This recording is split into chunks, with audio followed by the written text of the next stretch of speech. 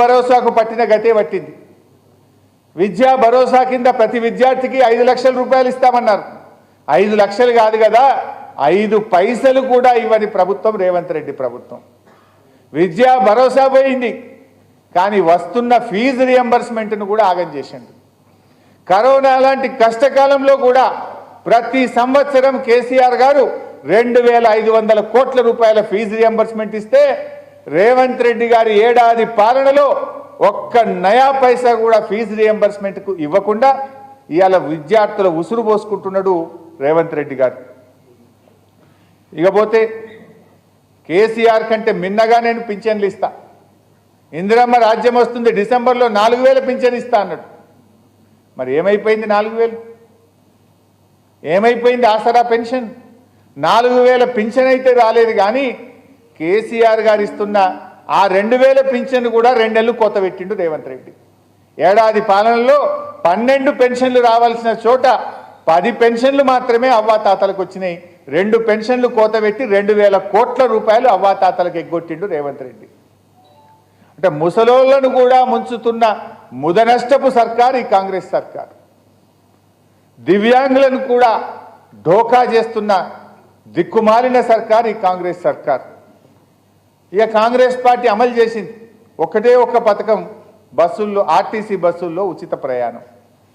అయితే బస్సుల సంఖ్యను తగ్గించడంతో మహిళలు, పిల్లలు, పురుషులు కూడా పడరాని పాటలు పడుతున్నారు. బస్సులో కాలు పెట్టడానికి జాగలేదు. పథకం తెచ్చారు, బాగుంది. బస్సుల సంఖ్య పెంచుతారా, దించుతారా? సంఖ్య పెంచలేదు కదా, బస్సుల సంఖ్యను దించిండ్రు.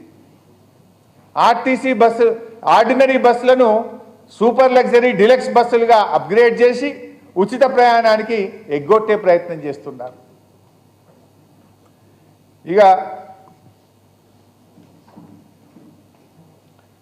ఇప్పుడు ఏమైపోయింది?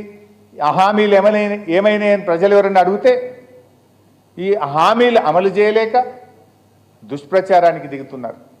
నేను శాసనసభలో చెప్పాను, బడ్జెట్ సమావేశాల్లో మీరు 7 లక్షల కోట్ల అప్పు అని చేస్తున్న గోబల్స్ ప్రచారం తప్పు. 10 ఏళ్ల బీఆర్ఎస్ పాలనలో కరోనాతో సహా, అదేవిధంగా విద్యుత్తు అప్పులు కేంద్రం బలవంతంగా మన మీద రుద్దిన అప్పులతో సహా 4,26,000 కోట్లు మాత్రమే అని చెప్పాం. ఇది నేను బయట చెప్పలే, శాసనసభలో చెప్పాం.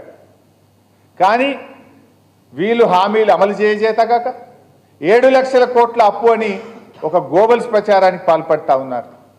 10 ఏళ్లలో బీఆర్ఎస్ ప్రభుత్వం కరోనా లాంటి క్లిష్టమైన సమయంతో సహా 4,26,000 కోట్ల అప్పు చేస్తే రేవంత్ రెడ్డి గారు ఒక్క ఏడాదిలోనే 1,00,000 కోట్లు దాటింది. ఈయన చేసిన అప్పు 1,00,000 కోట్లు దాటింది. అంటే నువ్వు 5 ఏళ్లలో 5 లక్షల కోట్ల అప్పు దాటుతుంది నీది. 10 ఏళ్లలో బీఆర్ఎస్ ప్రభుత్వం చేసింది 4,26,000 కోట్లు అయితే నువ్వు 5 ఏళ్లలోనే 5 లక్షల కోట్లు దాటుతున్నావు. నువ్వా మమ్మల్ని విమర్శించేది?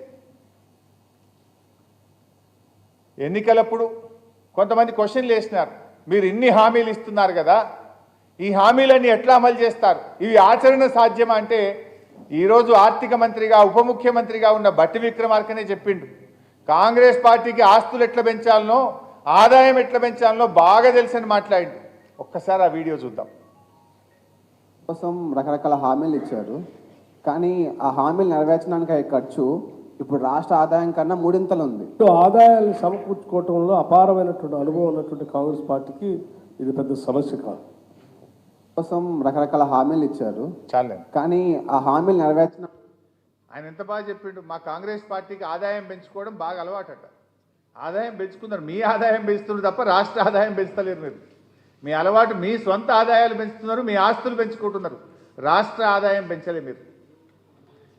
ఇక ఇరిగేషన్ రంగం అసలు వచ్చి రాగానే ఆదిలోనే హంసపాద్ అన్నట్టు 10 ఏళ్ల పాటు కేసీఆర్ గారు కృష్ణా నది మీద మన ప్రాజెక్టులు మన రాష్ట్రం యొక్క పరిధిలో ఉండేటట్టు కాపాడండి. కానీ వీళ్ళు వచ్చి రాగానే కేఆర్ఎంబీకి అప్పచెప్పింది. మళ్ళీ కేసీఆర్ గారు బయలుదేరితే భయపడి అసెంబ్లీలో తీర్మానం చేసింది తప్ప మీకు రాష్ట్రము రాష్ట్ర ప్రయోజనాలు ఈ ప్రాజెక్టులు కాపాడే సోయి కూడా లేకుండా పోయింది. అయితే ఈ మధ్య మీరు చూస్తున్నారు, 1,53,00,000 పంట పండింది, ఇదేదో మా కాంగ్రెస్ పార్టీ ఘనత అని ఈ మధ్య మాట్లాడుతున్నారు మంత్రులు. మరి 1,53,00,000 పంట పండితే మా ఘనత అంటున్నారు కదా. 2014 కంటే ముందు 50 ఏళ్ళు ఈ రాష్ట్రాన్ని పాలించింది కాంగ్రెస్, 16 ఏళ్ళు పాలించింది నువ్వు ఉన్న తెలుగుదేశం పార్టీ.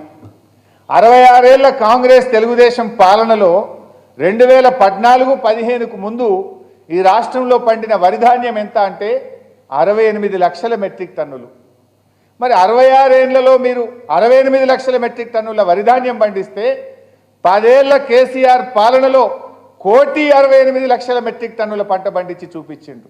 అంటే 10 ఏళ్లలో కేసీఆర్ గారి ప్రభుత్వం 1,00,00,000 మెట్రిక్ టన్నుల పంట పెంచింది. 66 ఏళ్లలో మీరు పండించింది 68 లక్షల మెట్రిక్ టన్నులు అయితే 10 ఏళ్లలో దాన్ని 1,68,00,000 మెట్రిక్ టన్నులకు తీసుకుపోయిన ఘనత బీఆర్ఎస్ పార్టీ. అంటే ఏం చేయకపోతేనే 1,68,00,000 మెట్రిక్ టన్నుల పంట పండిందా? ఏమైనా మ్యాజిక్ చేస్తేనో మంత్రం వేస్తేనో 1,68,00,000 పంట పండిందా? మిషన్ కాకతీయ కింద చెరువులు బాగా చేసినాం, అన్ని ప్రాజెక్టుల కాలువల ద్వారా తూములు పెట్టి చెరువులకు అనుసంధానం చేసి ప్రాజెక్టు నీళ్లతో చెరువులు నింపే ప్రయత్నం చేశాం. రైతులకు